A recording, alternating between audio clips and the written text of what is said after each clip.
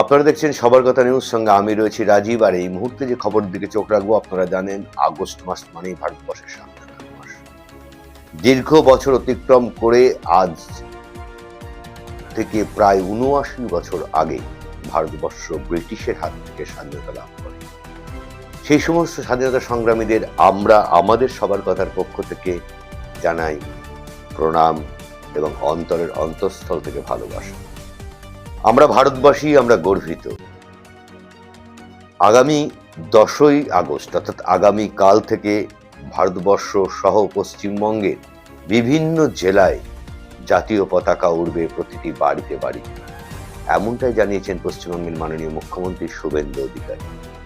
শুধু তাই নয়, কলকাতা সহ বিভিন্ন জায়গায় ইতিমধ্যেই তেরাঙ্গার রঙে টাঙিয়ে উঠেছে এবং বিভিন্ন বাজারে পতাকার চাহিদাও বেড়েছে এবং যারা ভারতবাসী, ভারতবর্ষের পতাকা লাগিয়ে তারাও গর্বিত। এই নিয়ে আজকের প্রতিবেদন। স্বাধীনতা দিবসের আগে তেরঙ্গায় সাজছে কলকাতা। স্বাধীনতা দিবসের আর মাত্র কয়েকটা দিন বাকি, তার আগেই দেশাত্মবোধের রঙে সেজে উঠেছে কলকাতা।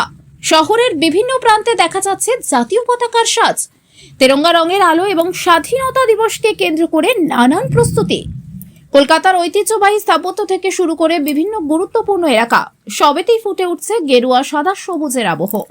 গত বছরও স্বাধীনতা দিবসের প্রাক্কালে Victoria Memorial, Howrah bridge, Kolkata high court সহ একাধিক গুরুত্বপূর্ণ স্থাপনা তেরঙ্গা আলোয় সেজে উঠেছিল। এবারও স্বাধীনতা দিবসকে সামনে রেখে শহর জুড়ে তৈরি হয়েছে উৎসবের আবহ। বাজারগুলিতে বেড়েছে জাতীয় পতাকা, তেরঙ্গা ব্যাজ, টি শার্ট এবং বিভিন্ন দেশাত্মবোধক সামগ্রীর চাহিদা। এরই মধ্যে হর ঘর তেরঙ্গা কর্মসূচিকে ঘিরে রাজ্য জুড়ে বিশেষ উদ্যোগ নেওয়া হয়েছে। 10ই আগস্ট কলকাতায় তেরঙ্গা র্যালির কর্মসূচি রয়েছে। স্বাধীনতার ৮০তম বছরে পৌঁছে দেশ জুড়ে যখন দেশপ্রেমের আবহ, তখন সেই আবেগেরই প্রতিচ্ছবি দেখা যাচ্ছে কলকাতার রাজপথে। তেরঙ্গার রঙে সেজে উঠেছে শহর। আর স্বাধীনতা দিবসের আগে প্রতিটি প্রান্ত থেকে যেন একটাই বার্তা, দেশ সবার আগে, দেশই গর্ব।